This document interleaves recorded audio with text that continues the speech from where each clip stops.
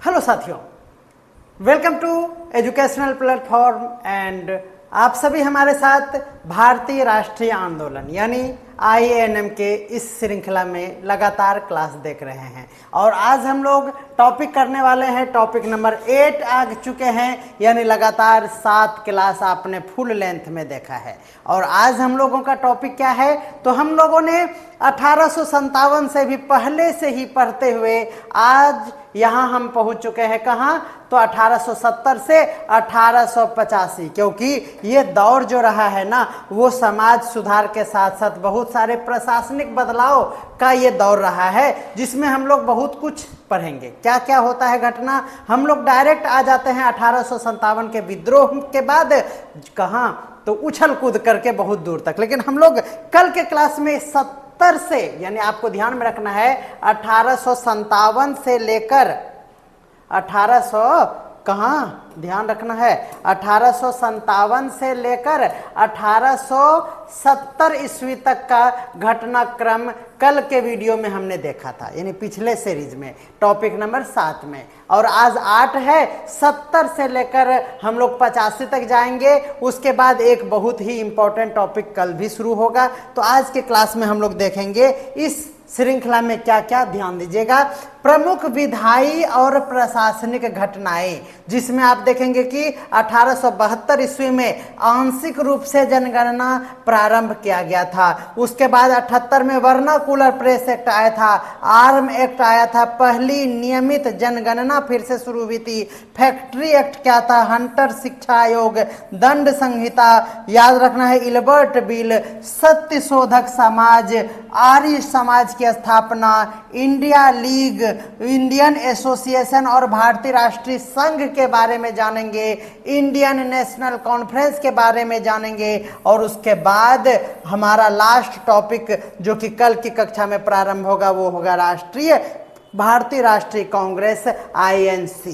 तो इतनी सारी आज घटनाक्रम को हम लोग विस्तार से समझेंगे, तो हमारे साथ लास्ट तक बने रहिए, कहीं जाइएगा नहीं, स्किप भी नहीं कीजिएगा, क्योंकि जहां पर आप स्किप करेंगे वही क्वेश्चन आपके एग्जाम में आएगा। चलिए शुरू करते हैं। हर दिन आपके नॉलेज को पार करते हुए कुछ ना कुछ नया सिखाने का प्रयास करते रहते हैं। तो चलिए देखते हैं। सबसे पहले अगर हम 1870 ईस्वी से 85 तक के घटनाक्रम की बात करें, तो आपको सबसे पहले ध्यान में रखना है, एक माइंड बनाइए कि 70 से 85 यानी 15 साल में गवर्नर जनरल वायसराय क्या क्या रहा होगा। ध्यान में रखना है, पहला था लॉर्ड मेयो। इस समय कब, तो याद रखना है, देखिए 1869 यानी 1869 से 1872 तक ये रहा, यानी 1870 के घटनाक्रम को हम लोग इसी में देखेंगे जहां पर लॉर्ड मेयो का शासन रहेगा।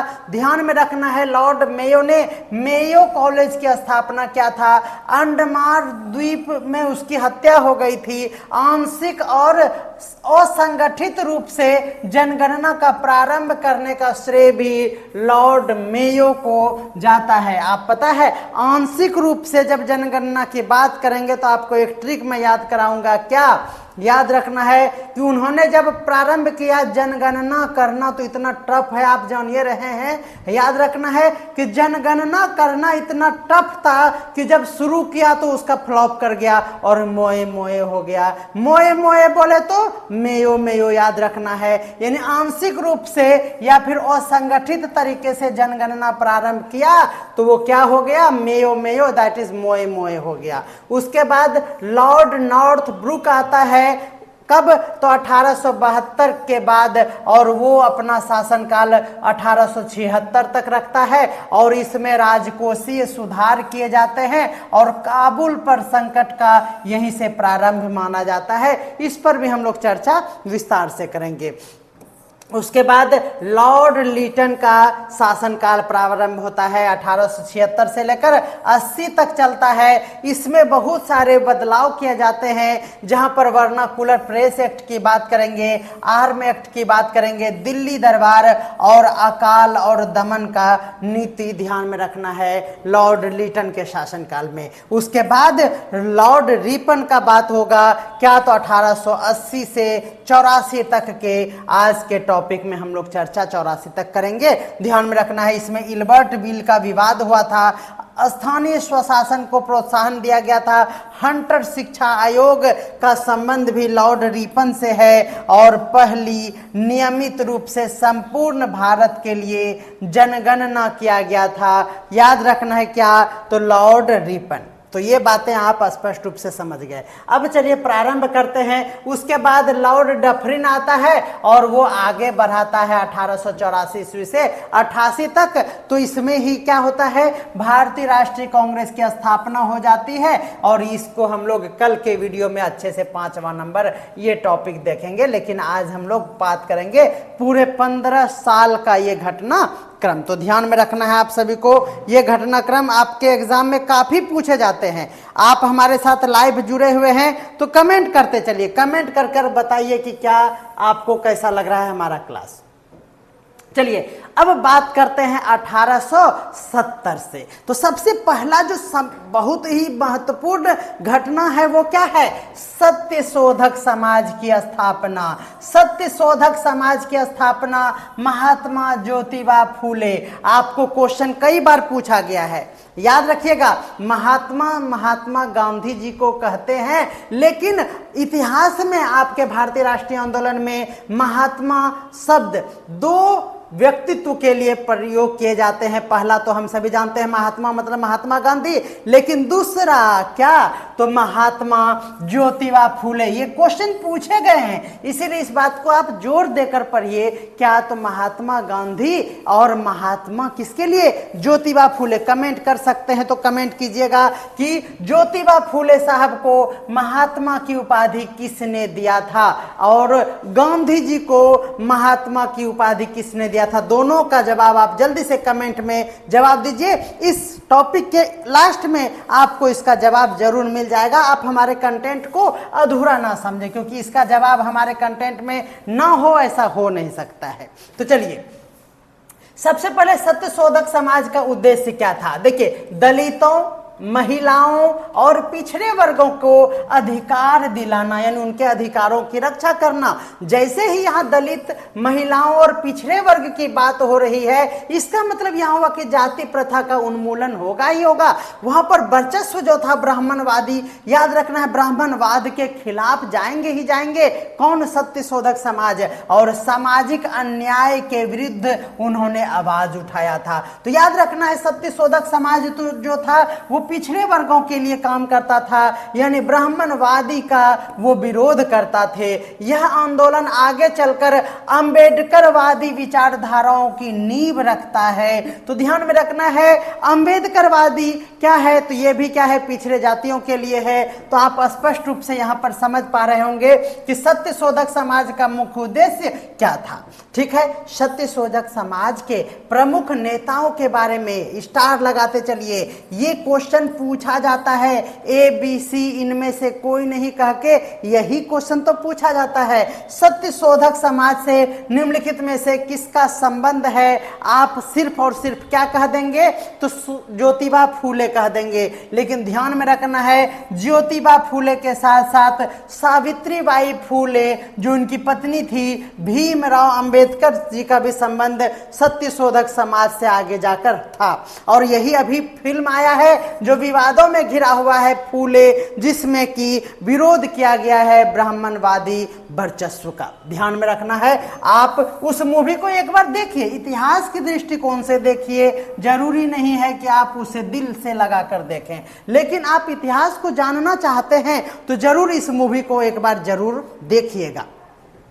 चलिए, उन्होंने अपनी पत्नी, जी हाँ, सावित्रीबाई फूले के साथ 1848 ईस्वी में पुणे गर्ल्स स्कूल, 1848 है, 1948 नहीं समझिएगा, 1848 में ही उन्होंने पुणे गर्ल स्कूल की शुरुआत करते हैं, स्थापना करते हैं। ध्यान में रखना है, यहाँ से भी क्वेश्चन बनते हैं। तृतीया रत्न नोट किया जाए डायरी में, गुलामगिरी नोट किया जाए, और सार्वजनिक सत्य धर्म पुस्तक, ये किनका है रचना, तो आपको ध्यान में रखना है ज्योतिबा फूले साहब का ये रचना है। आप सभी जानते हैं तृतीय रत्न गुलामगिरी और सार्वजनिक सत्य धर्म, जहां पर सत्य प्रकाश आपको नोट कर लेना है। क्या सत्य प्रकाश किसका ये लिखा हुआ है, जल्दी से कमेंट करिएगा, क्योंकि यहाँ पर सत्य धर्म पुस्तक की बात की गई है। आपको हमने कल भी बताया था सत्य प्रकाश किसका रचना है। जल्दी से कमेंट बॉक्स को सुशोभित कीजिए और हमारा हर एक क्लास को लगातार देखिए। देखिए, गुलामगिरी का प्रकाशन 1873 ईस्वी में, त्रियारत्न या तृतीय रत्न जी हाँ 1855 ईस्वी में, और सार्वजनिक सत्य धर्म ये पुस्तक का नाम है। इसका प्रकाशन हुआ था कब, तो ध्यान में रखना है 1891 ईस्वी में प्रकाशित हुआ था। ध्यान में रखना है, आपको जल्दी से कमेंट करना है। कमेंट बॉक्स तभी इनेबल होगा जब आप हमारे चैनल को सब्सक्राइब किए हुए रहेंगे।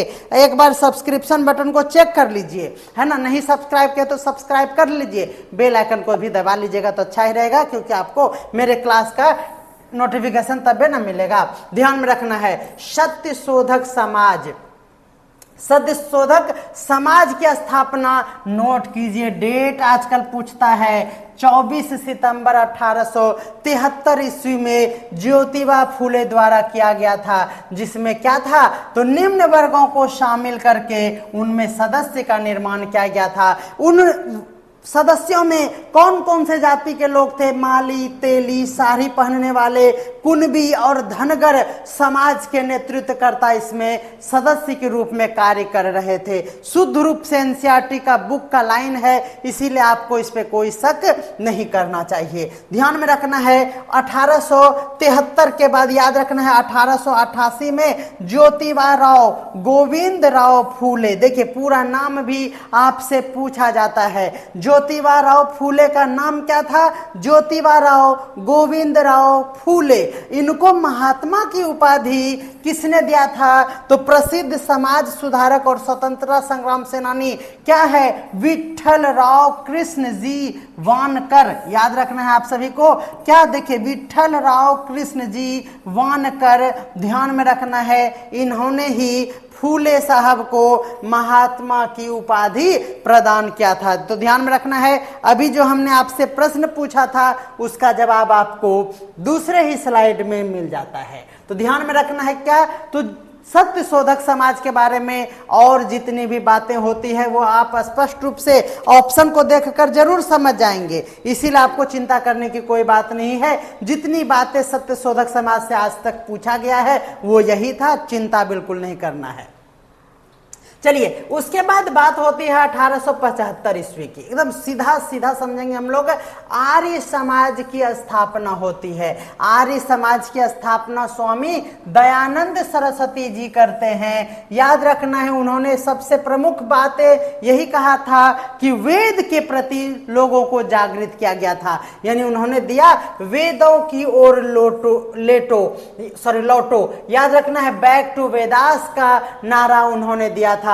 उद्देश्य बस यही था कि धार्मिक अंधविश्वास को, जातिगत भेदभाव को, और सबसे प्रमुख बात यहाँ ये भी आती है कि मूर्ति पूजा का भी उन्होंने विरोध किया था। ध्यान में रखना है, इसका प्रभाव क्या हुआ, समाज में जागरूकता फैला, शिक्षा का प्रसार और राष्ट्रीय सोच में धार्मिक सुधार को जोड़ा जाना इनका उद्देश्य था। स्वामी दयानंद सरस्वती जी हाँ, आपको ये भी याद रखना है क्या, 1824 ईस्वी से लेकर उनका जीवन काल 1833 ईस्वी में। याद रखना है कि 10 अप्रैल 1875 को बॉम्बे, यानी जिसको मुंबई कहा जाता है, वहां पर उन्होंने आर्य समाज की स्थापना की। आर्य समाज की स्थापना का श्रेय किनको जाता है, संस्थापक कौन थे, तो सभी जानते हैं, आर्य समाज मतलब दयानंद सरस्वती। सत्य शोधक समाज मतलब क्या, जल्दी से कमेंट बॉक्स में लिखिए, सत्य शोधक समाज मतलब किनका ये श्रेय जाता है, सत्य शोधक समाज का, जल्दी से भी बताइएगा। स्वामी दयानंद सरस्वती का जन्म 12 फरवरी 1824 ईस्वी को गुजरात के, कुछ भी पूछा जा सकता है, रूढ़िवादी ब्राह्मण परिवार में श्री कसन जी लाल जी तिवारी और श्रीमती यशोदाबाई के घर में उनका जन्म होता है। तो ये भी बातें आपको नोट कर लेना चाहिए, ध्यान में रखना है। ये हो गया हमारा आर्य समाज की बातें। उसमें ध्यान में रखना है कि महर्षि जो दयानंद सरस्वती थे उन्हें आधुनिक भारत के निर्माता के रूप में जाना जाता है। आपसे क्वेश्चन पूछा जा सकता है क्या, और पूछा भी गया है, आधुनिक भारत के निर्माता के रूप में निम्नलिखित में से किसे जाना जाता है। तो आपको ध्यान में रखना है क्या, बहुत सारा कंफ्यूजन हो सकता है लेकिन आपको कंफ्यूज नहीं होना है। दयानंद सरस्वती जी का यहाँ पर नाम आप याद रखिएगा। उनका जन्म का मूल नाम क्या था, तो ध्यान में रखना है, नाम था उनका मूल शंकर तिवारी या फिर त्रिवेदी कह सकते हैं। तो उनका मूल नाम ही था मूल शंकर तिवारी या फिर त्रिवेदी। याद रखना है उनके साहित्यिक कार्यों में सत्यार्थ प्रकाश, याद रखना है जल्दी से, सत्यार्थ प्रकाश। अब देखिए यहाँ पर भी बात याद आता है क्या, सत्यार्थ प्रकाश किनकी रचना है, तो सत्यार्थ प्रकाश है दयानंद सरस्वती जी की रचना। बिल्कुल एक भी लाइन आपको स्किप नहीं करना है, ध्यान से देखना है। यह पुस्तक 20 से भी अधिक भाषाओं में प्रकाशित हुई है और इसमें संस्कृत और कुछ विदेशी भाषाएं जैसे फ्रेंच, जर्मन, अरबी, अंग्रेजी, चीनी के साथ साथ स्वाहिली शामिल है। ये बातें आपको एकदम अच्छे से याद रखना है। वह स्वामी विरजानंद दंडीसा, याद रखना है, दंडीसा के शिष्य हुआ करते थे। यानी आपको ये पूछा गया है क्या, तो गुरु का नाम आपसे पूछा गया है, विरजानंद दंडीसा याद रखना है। स्वामी दयानंद सरस्वती जी के गुरुदेव का नाम, गुरु का नाम जिनसे उन्होंने गुरु दीक्षा प्राप्त किया था, यह याद रखना है, उन्हें को ही उन्होंने गुरु माना है। आप अगर गुरु की बात करें तो आपको पूछा जाता है क्वेश्चन, महात्मा गांधी के राजनीतिक गुरु कौन थे? क्या आप कमेंट में बता सकते हैं महात्मा गांधी के राजनीतिक गुरु कौन थे? जल्दी से आपको बताना है।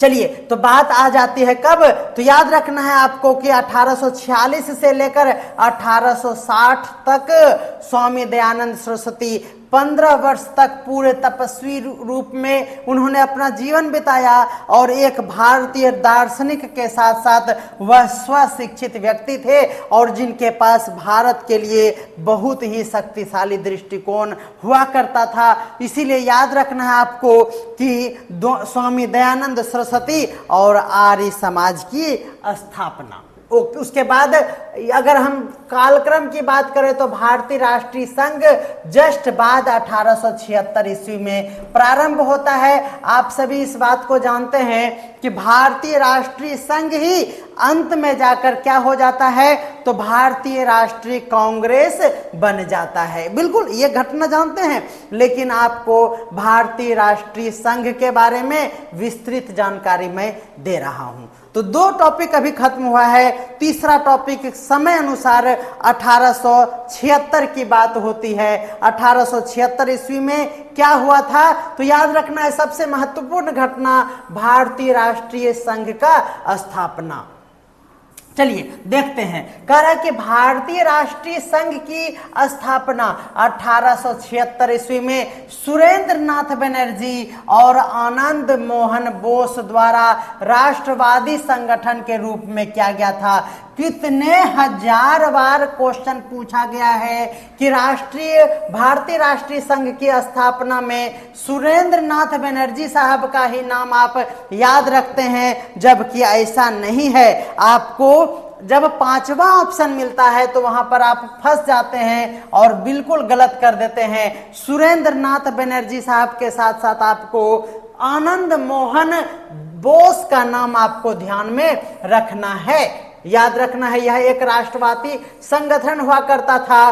भारतीय राष्ट्रीय संघ की स्थापना मूलतः भारत सभा के रूप में हुई थी। नोट किया जाए, इसकी स्थापना जो है भारत सभा के रूप में हुई और इसका पहला वार्षिक सम्मेलन कलकत्ता में हुआ था। जिस तरह आप सभी जानते हैं कि भारतीय राष्ट्रीय कांग्रेस जो 1885 ईस्वी में जिसकी स्थापना हुई थी, उसका भी अधिवेशन लंबा लिस्ट है जिसको हम पढ़ाने जा रहे हैं। कल से शुरू होगा भारतीय राष्ट्रीय कांग्रेस, जी हाँ आईएनसी का क्लास। तो बेहतरीन तरीके से चैलेंज है उसको कवर करना, वो भी अच्छे तरीके से सुनियोजित तरीके से। अगर आप चाहते हैं पढ़ना तो आपको सिर्फ और सिर्फ राज सर के ही क्लास में मिलेगा। आपका स्वागत करता हूं आपके अपने YouTube चैनल, और मैं हूं आपका प्यारा राज सर। तो आपको हमारा हर एक क्लास अच्छा लग रहा है, हमें अच्छा लगता है आपका कमेंट, और आप हमारी कंटेंट को शेयर करिए, लाइक तो करते ही हैं, कमेंट करके बताइए कि क्या चाहिए आपको। आप जो कहेंगे कहो तो अपनी जान नहीं देंगे, सिलेबस खत्म करना है। आगे देखते हैं, चलिए। तो याद रखना कि इन्होंने भी अपनी सभाएं की और उन्होंने पहला सम्मेलन कलकत्ता में आयोजित किया। कलकत्ता में आयोजित करने पर ध्यान में रखना है, ये जो भारतीय राष्ट्रीय संघ था, इसको भारतीय संघ के रूप में भी इसको ख्याति प्राप्त हुआ था। कब की बात है? यह 1876 ईस्वी की। ध्यान में रखना है 1876 मतलब उससे पहले 1875 में शिशिर कुमार घोष, ध्यान में रखना है शिशिर कुमार घोष और शंभू चरण मुखर्जी ने, दो नाम जो आप जिंदगी में नहीं सुने होंगे, और सुने भी होंगे तो उसको इग्नोर कर दिए होंगे, लेकिन आजकल फितूर यही है कि जो आप छोड़ेंगे वही क्वेश्चन पूछेगा, तो जो छोड़ दिए वही पूछ देगा, इसीलिए छोड़ना ही नहीं है, एकदम नहीं।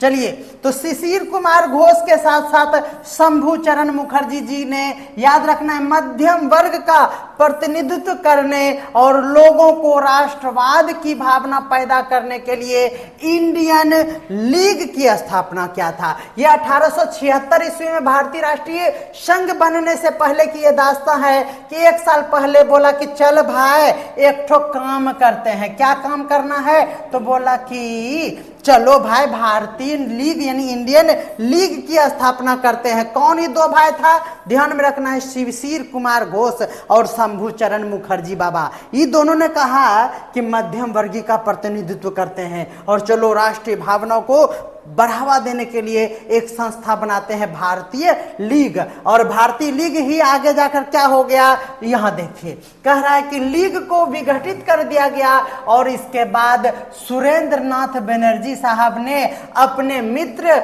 आनंद मोहन बोस के साथ मिलकर 26 जुलाई 1873 को इंडियन एसोसिएशन की स्थापना किया और यही था भारतीय राष्ट्रीय संघ।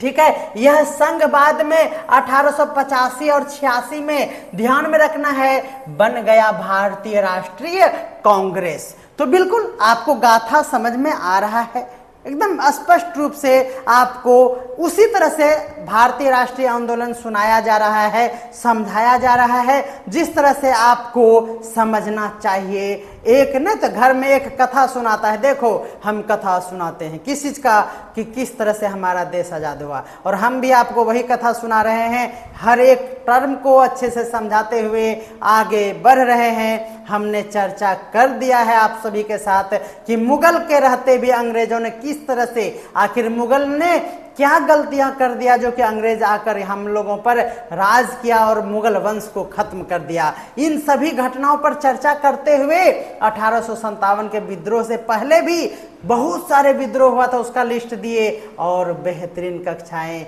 लगातार जारी है। हमारे साथ आप विश्वास के साथ बने रहिए।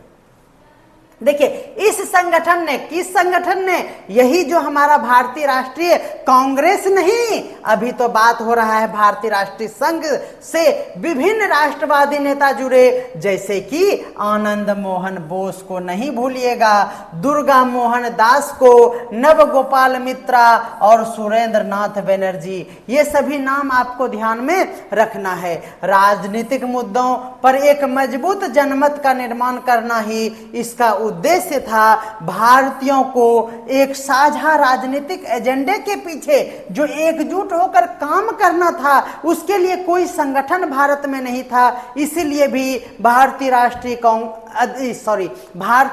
संघ की स्थापना होती है। इसने भारत के लोगों में राजनीतिक, बौद्धिक और भौतिक उन्नति जैसे विभिन्न वैध साधनों को बढ़ावा देने की वकालत शुरू कर दिया।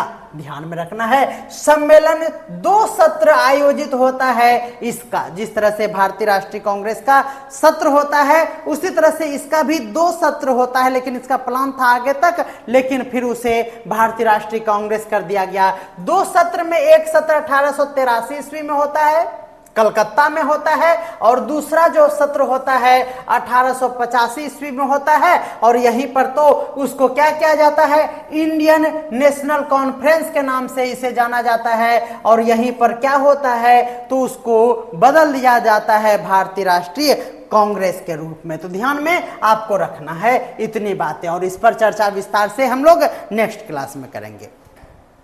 कोई दिक्कत है? चलिए अब हम लोग देखते हैं उसके बाद क्या हुआ। तो हम लोग अभी बात कर रहे थे 1875 ईस्वी की, 1876 के बीच का ये घटना देखे। उसके बाद 77 ईस्वी में क्या हुआ तो दिल्ली दरबार आयोजित हुआ। आप कहेंगे हाय सर, दिल्ली दरबार तो इस समय नहीं हुआ था, आप क्या पढ़ा रहे हैं? तो ध्यान में रखना है, दिल्ली दरबार 3 दिल्ली दरबार लगा था अंग्रेज के शासनकाल में। एक 1877 जो अभी हम बता रहे हैं, एक है 1903, जब 1903 का लाइन घटनाक्रम पहुंचेंगे तो वहां पर चर्चा कर देंगे, और एक बार 1911 ईस्वी में। और ये आप 1911 वाला दिल्ली दरबार आप अच्छे से याद रखते हैं, लेकिन आपको हम बता देना चाहते हैं कि दिल्ली दरबार जो है वो 3 बार आयोजित हुआ। एक याद रखिए 1877, दूसरा 1903 और तीसरा 1911 ईस्वी में आयोजित होता है।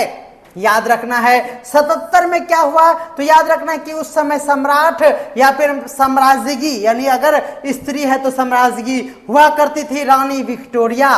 ये जो हम लोग 77 की बात करेंगे। और उस समय आयोजक कौन थे? लॉर्ड लीटन, जो कि वायसराय हुआ करते थे भारत में। और उसका उद्देश्य क्या था? कैसर ए हिंद की घोषणा उस समय हुई थी। इस पर विस्तार से हम लोग बात अभी जस्ट करेंगे। 1903 में एडवर्ड सप्तम वहां पर था, क्या सम्राट हुआ करता था, और भारत में लॉर्ड कर्जन का आधिपत्य था, और वहां ताजपोशी हो रहा था। ध्यान में रखना है। और यही तो है 1911 जो आप जान रहे थे, जॉर्ज पंचम को ही जानते हैं। और लॉर्ड हॉर्डिंग, राजधानी को परिवर्तित किया गया, कलकत्ता से दिल्ली राजधानी को शिफ्ट करना, और सम्राट की वहां पर उपस्थिति हुआ था। ध्यान में आपको बस इतनी ही बातें रखना है, छोटा सा टॉपिक हुआ करता है ये वाला, ध्यान में रखना है। अब हमारा उसके बाद आता है 1878 ईस्वी, जहां पर वर्नाकुलर प्रेस एक्ट की चर्चा होती है। वर्नाकुलर प्रेस एक्ट लाया जाता है। यह एक दमनकारी कानून था। ध्यान में रखना है, वर्नाकुलर प्रेस एक्ट प्रेस को दबाने के लिए, प्रेस की स्वतंत्रता का हनन करने के लिए यहां लाया गया था। क्या तो वर्नाकुलर प्रेस एक्ट, जिसे ब्रिटिश सरकार द्वारा 1878, यही जो बता रहे हैं 1878 ईस्वी में भारत में लागू किया गया। इसका उद्देश्य था भारतीय भाषाओं में जो भी छपने वाले समाचार पत्र है उस पर कंट्रोल करना, नियंत्रण करना, और ब्रिटिश शासन की आलोचना को दबाना। चूंकि आप जानते हैं कि पत्रिका, मैगजीन के माध्यम से, समाचार पत्र के माध्यम से ही राष्ट्रीय भावना को उजागर किया जा रहा था हमारे बहुत सारे शिक्षाविदों के द्वारा। ध्यान में रखना है, इसीलिए प्रेस की स्वतंत्रता का हनन करने के लिए, उसे कुचलने के लिए, और ब्रिटिश शासन के खिलाफ कोई भी चीज वो छाप ना सके, इसी के लिए आया था वर्नाकुलर प्रेस एक्ट। ध्यान में रखना है, वर्नाकुलर प्रेस एक्ट की बात करेंगे तो लॉर्ड लीटन ने इसे लागू किया था। ध्यान में रखना है, वर्नाक्यूलर याद रखना है आपको, क्यूलर से कुकर, और याद रखना कुकर में लिट्टी बनाइए, तो वर्नाक्यूलर याद रखना है क्या, तो लिट्टी, लीटन याद रखना है आपको। लॉर्ड लीटन ने इसे लागू किया 1876 से लेकर 1880 तक वो भारत के वायसराय हुआ करते थे, उसी के शासनकाल में आया था वर्नाकुलर प्रेस एक्ट। ध्यान में आपको रखना है। ठीक है, स्पष्ट रूप से आप समझ पा रहे होंगे। इसका उद्देश्य तो आपको समझ में ही आ गया। भारतीय प्रेस को ब्रिटिश सरकार की जो आलोचना करने वाले थे, राष्ट्रीयवादी विचार का प्रचार प्रसार जो होता था, उसको रोकना इसका उद्देश्य था। जनता में सरकार के खिलाफ किसी भी तरह का असंतोष होता था तो उसे प्रेस में छापा जाता था और उसी को क्या करना था, उस असंतोष को दबा देना, यही प्रयास रहा था। राष्ट्रवादी नेताओं और सुधारकों में जैसे कि ईश्वर चंद्र विद्यासागर, बाल गंगाधर तिलक, सुरेंद्र नाथ बनर्जी ने इनका मुखर विरोध किया था। सही बात है, उस समय जो हुआ करते थे समाज सुधारक, उन्होंने उसका विरोध किया। और लॉर्ड रिपन, ध्यान में रखना है, 1881 तक पहुंच चुके हैं और लॉर्ड रिपन ने इस कानून को पुनः रद्द कर दिया था। तो यह भी पूछा जाता है कि वर्नाकुलर प्रेस एक्ट को किसके द्वारा लाया गया, तो लॉर्ड लीटन के द्वारा। लीटन और रिपन दोनों में कंफ्यूजन होता है। पहले लिट्टी चोखा खाइएगा और उसके बाद आपका क्या होगा, वो पकेगा। आप ध्यान में रखना है, पहले लिट्टी को बाद में पकाइए, रिपन कर दीजिए। तो ध्यान में रखना है, रिपन बाद में, उसे रद्द करने वालों का नाम लॉर्ड रिपन था। ध्यान में रखना है आप सभी को। लॉर्ड रिपन के बाद हम लोग ये बातें जानेंगे क्या, तो आया था 1878 ईस्वी में, क्या आया था, आर्म एक्ट आया था। जी हाँ, आर्म्स एक्ट में क्या हुआ, तो आर्म एक्ट याद रखना है कि 1878 ईस्वी में लॉर्ड लीटन का उस समय शासनकाल हुआ करता था, उसी समय ये लागू किया गया था। याद रखना है आर्म एक्ट क्या था, तो हम लोगों के पास जो भी आर्म्स होते थे उसे नहीं रख सकते, उस पर प्रतिबंध लगाने के लिए यह भी एक दमनकारी कानून था, जिसका उद्देश्य था भारतीयों को हथियार रखने का अधिकार से वंचित करना। नाम से ही समझ में आता है, बस ईस्वी याद रख लीजिए 1878, जिससे ब्रिटिश शासन के विरुद्ध कोई विद्रोह ना करे और उसका मंशा क्या हो जाए, सही हो जाए। सर जी थोड़ा पानी। उसके बाद हम लोग बात करेंगे 78 के बाद 1881 ईस्वी में आया था फैक्ट्री एक्ट। जी हाँ, हर एक टर्म को हम लोग जानते हैं ईस्वी के साथ। 1881 ईस्वी में फैक्ट्री एक्ट आया। इसमें क्या था, तो फैक्ट्री एक्ट में याद रखना कि 1881 में ये लागू भारत में होता है और पहला श्रम कानून ये था। क्या था, तो ये श्रम कानून, फैक्ट्री में काम करने वाले मजदूरों के लिए यह श्रम का कानून था। इसका उद्देश्य था कि बच्चों और श्रमिकों के कार्य की परिस्थिति को सुधारना। हालांकि यह कानून कई सीमाओं से ग्रस्त था, यानी इसमें लिमिटेशन था, इसमें बंदिशें हुआ करती थी, इसीलिए यह सक्सेस नहीं हुआ। और बाद में औद्योगिक श्रम सुधार का इनके द्वारा नींव रखा गया। ध्यान में आप सभी को रखना है। तो बेहतरीन तरीके से उसके बाद आ जाता है 1881 ईस्वी की बातें।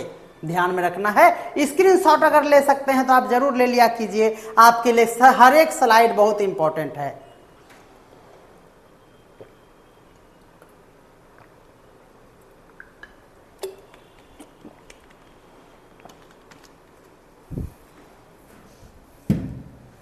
चलिए 1881 ईस्वी की बात करेंगे। 1881 में आप जानते हैं कि पहली जनगणना, जी हाँ, फर्स्ट सेंसस ऑफ इंडिया भी कहलाता है। पहली संगठित जनगणना 1872 ईस्वी में की गई थी। याद रखना है, ये क्या, तो ये प्रयास किया गया था 1872 में, लेकिन ये आंशिक रूप से था। याद रखना है, ये उतना सक्सेस नहीं माना जाता है। यानी 1881 ईस्वी में पहली जनगणना होती है। लॉर्ड, याद रखना, उस समय 1872 ईस्वी में लॉर्ड मेयो ने, हमने आपको ट्रिक बताया कि जब जनगणना विफल हो गया तो मोए मोए हो गया। मेयो के शासनकाल में यह प्रयास किया गया था, प्रयासात्मक ट्रायल बेस्ड जनगणना थी, जिसे पूरे भारत में एक साथ नहीं लागू किया गया और अलग अलग प्रांतों में अलग अलग समय में यह किया गया था। याद रखना है, लॉर्ड मेयो ने इसकी पहल की थी, लेकिन 1872 ईस्वी में याद रखना है वह मर जाता है, जिसके कारण ये जो सपना था कि हम ये कराएंगे, जनगणना कराएंगे, वो पूरा नहीं हुआ और इसे पूरा करता है लॉर्ड नॉर्थब्रुक ने।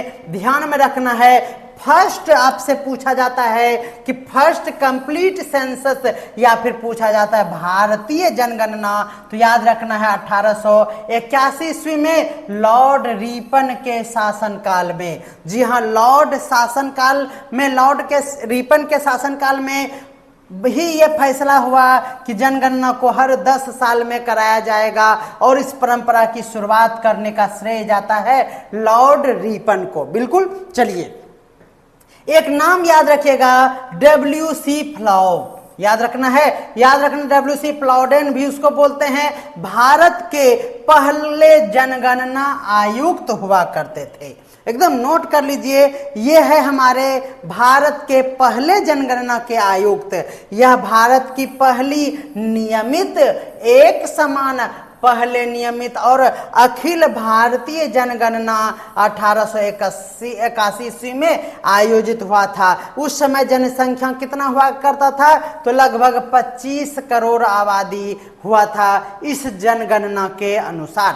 तो बिल्कुल उम्मीद करते हैं कि आप इसमें कोई कंफ्यूजन नहीं आपको रहा होगा। गवर्नर का नाम लॉर्ड रिपन और वहां के आयुक्त का नाम भी आपको ध्यान में आ गया, WC फ्लाउडेन, याद रखना है आप सभी को ये नाम। ठीक है, नेक्स्ट देखिएगा, अगला है हमारा क्या, तो उसके बाद 1882 ईस्वी की बात होती है हंटर शिक्षा आयोग। शिक्षा के क्षेत्र में सुधार करने के लिए हंटर कमीशन, इसको शॉर्ट में कहेंगे, याद रखना है। 1882 ईस्वी में घटित हंटर शिक्षा आयोग, जिसे हंटर आयोग भी कहा जाता है, लॉर्ड रिपन ने सर विलियम हंटर की अध्यक्षता में, ध्यान में रखना है लॉर्ड रिपन का भी नाम, और यह हंटर जो है वह सर विलियम हंटर के अध्यक्षता में इस आयोग का उन्होंने गठन किया।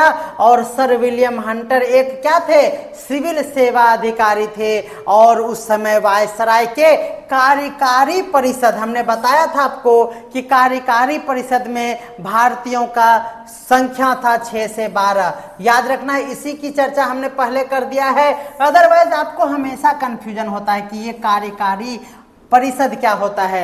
आप हमारे हर एक श्रृंखला को जरूर देखा कीजिए। हंटर आयोग को 1854 के उड्स डिस्पैच के क्रियान्वयन में आई समस्याओं का समाधान ढूंढने का भी भार दिया गया। उसके साथ साथ भारतीय शिक्षा के क्षेत्र में सुधारों की सिफारिशें की गई, इसका भी काम सौंपा गया। हंटर आयोग ने अपनी रिपोर्ट में शिक्षा के कई महत्वपूर्ण पहलुओं पर ध्यान केंद्रित किया, जिसमें प्राथमिक शिक्षा, महिलाओं की शिक्षा, निचली जाति के लोगों के लिए शिक्षा के साथ साथ विश्वविद्यालयों की भूमिका को उन्होंने अच्छे से वर्णन इस आयोग के रिपोर्ट में किया गया। उम्मीद करते हैं कि आपको समझ में आ रहा होगा। एक बार क्रोम पे सर क्लिक कर दीजिए। चलिए, उसके बाद 1882 ईस्वी में ही दंड संहिता भी आती है। दंड प्रक्रिया संहिता, याद रखना है, यह कोड ऑफ क्रिमिनल प्रोसीजर है, जिसको क्या बोलते हैं, तो इसको बोलते हैं CRPC की धारा। याद रखना, आप सभी नाम सुने हैं एकदम अच्छे से। 1860 में भारतीय दंड संहिता के पारित होने के बाद दंड संहिता प्रक्रिया, कोड ऑफ क्रिमिनल प्रोसीजर, याद रखना, इसका पहला संस्करण 1861 ईस्वी में इस अधिनियमित किया जाता था। अब ब्रिटिश शासकों ने रेगुलेटिंग एक्ट लाकर बहुत सारे सुधार किया, जिसके तहत कलकत्ता और बाद में मद्रास और बॉम्बे में उन्होंने सुप्रीम कोर्ट की स्थापना किया। 1857 के विद्रोह को देखते हुए भारत में प्रशासन का बागडोर का ताज कंपनी के हाथ से क्राउन के हाथ में चला गया, हमने बताया था। और उसी समय भारतीय दंड संहिता 1861 को ब्रिटिश संसद में पारित किया गया था, और CRPC को पहली बार 1882 ईस्वी में यह बनाया गया, और इसके तहत पूरे 10 अधिनियम इसके अंतर्गत बदल कर रखा गया था। भारत में आपराधिक न्यायिक प्रक्रिया को मानकीकृत करना इसका मुख्य उद्देश्य था। इसकी चर्चा विस्तार से हम लोग अगले टॉपिक में करेंगे, आप निश्चिंत रहें। इसमें क्या था कि गिरफ्तारी, तलाशी, ट्रायल लेना, अपील आदि प्रक्रिया को सुस्पष्ट और एक समान बनाने का उद्देश्य था।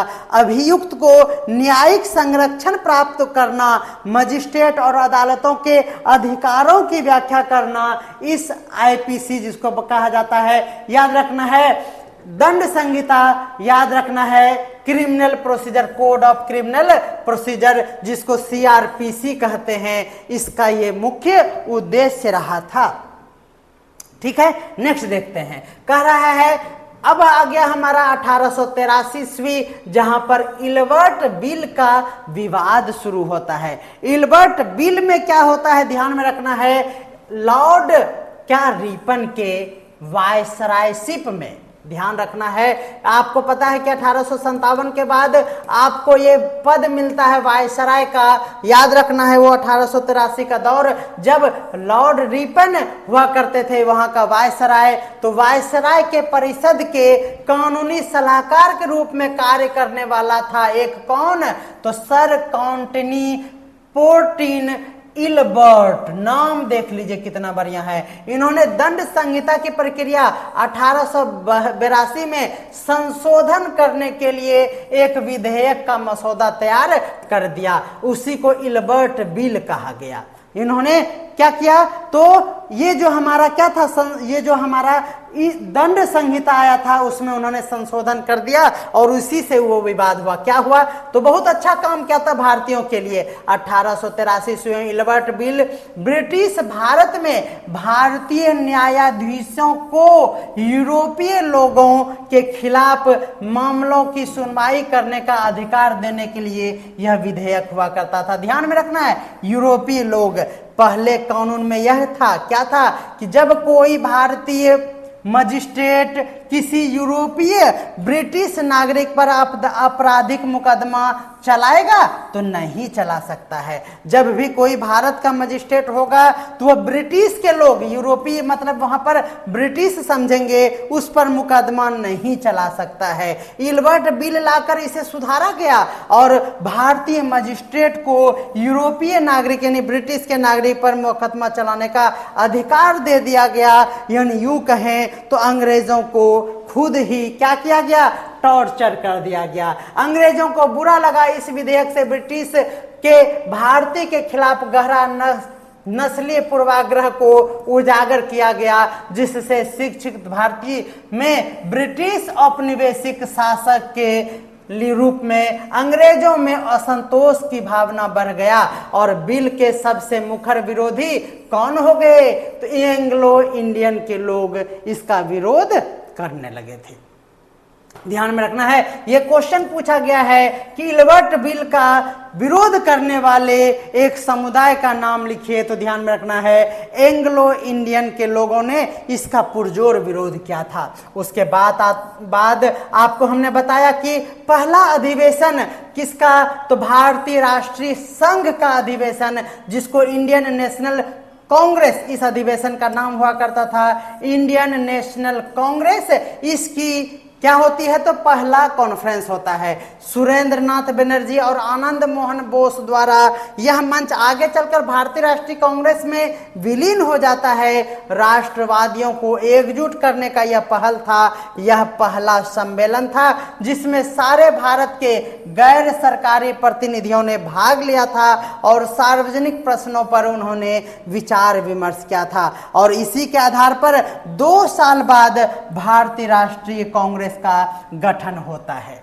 इस सम्मेलन में औद्योगिक और तकनीकी शिक्षा के साथ साथ इंडियन सिविल सर्विस, भारतीय प्रशासनिक सेवा में भारतीयों के अधिक स्थान देने का उन्होंने वकालत किया था। न्यायपालिका और कार्यपालिका के कार्यों को पृथक करने, ध्यान में रखना है, प्रतिनिधित्व पूर्वक सरकार की स्थापना करने और सत्र कानून के संबंध में भी इन्होंने विचार किया था। इंडियन नेशनल कॉन्फ्रेंस जो हुआ, द्वितीय अधिवेशन कलकत्ता में 1885 ईस्वी में हुआ और यह पहले अधिवेशन से और अधिक प्रतिनिधित्वपूर्ण हुआ और सामयिक राजनीतिक प्रश्नों पर यहाँ पर विचार किया गया। सन 1885 ईस्वी में ही इंडियन नेशनल कॉन्फ्रेंस का विलय भारतीय राष्ट्रीय कांग्रेस में कर दिया जाता है और इसका पहला अधिवेशन 1885 का कलकत्ता ही माना जाता है। ध्यान में आप सभी को रखना है। इस तरह से अब हम लोग कल की कक्षा में पढ़ेंगे क्या, 1885 का भारतीय राष्ट्रीय कांग्रेस। बेहतरीन टॉपिक। और ये श्रृंखला पार्ट 1 पार्ट 2 करके आएगा, तो आप हमें कमेंट करें और आप अपने ज़रूरत के अकॉर्डिंग हमसे कुछ भी पूछ सकते हैं। आपको नंबर पर कॉल करना है, कैसे 9525175737 और यहाँ पर आपको फीडबैक देना है। जी हाँ, कॉल करें, आपकी कोई ज़रूरत हो या फिर सुझाव हो ज़रूर हमें लिखें। ये व्हाट्सअप नंबर है, आप व्हाट्सअप पे इसका पीडीएफ भी प्राप्त कर सकते हैं। तो मिलते हैं अगले क्लास में जल्द ही। आपको हमारा सेशन कैसा लगता है? लगातार क्लास चल रहा है, आप हर एक क्लास को देखिए और अपने दोस्तों के साथ शेयर कीजिए। आप हमारे पेड कोर्स में भी ज्वाइन हो सकते हैं, जहां पर विशेष सुविधाएं प्राप्त है। रेगुलर क्लास चलता है, इसका ऑब्जेक्टिव एमसीक्यूज के साथ साथ पीडीएफ, प्रिंटेबल पीडीएफ के साथ साथ मॉक टेस्ट की भी व्यवस्थाएं हैं हमारे पेड कोर्स में। तो डिस्क्रिप्शन में दिए हुए लिंक के थ्रू आप ज्वाइन करें हमारा बेहतरीन कोर्स। और आपके लिए जहां भी भारतीय राष्ट्रीय आंदोलन की श्रृंखलाएं हमारे सिलेबस में होता है, यह संपूर्ण सिलेबस है, इसमें कुछ भी छूट नहीं रहा है। और इसको अब रिवीजन कराएंगे तो उसमें महत्वपूर्ण बिंदुओं को अच्छे से फिर से देखेंगे। तो हमारे साथ लास्ट तक बने रहिए, जब तक आपका एग्जाम नहीं होता है। जॉब होगा तो इसी बार टेंशन नहीं लेना है। मिलते हैं अगले क्लास में जल्दी, तब तक के लिए सभी को बाय बाय। Stop sir.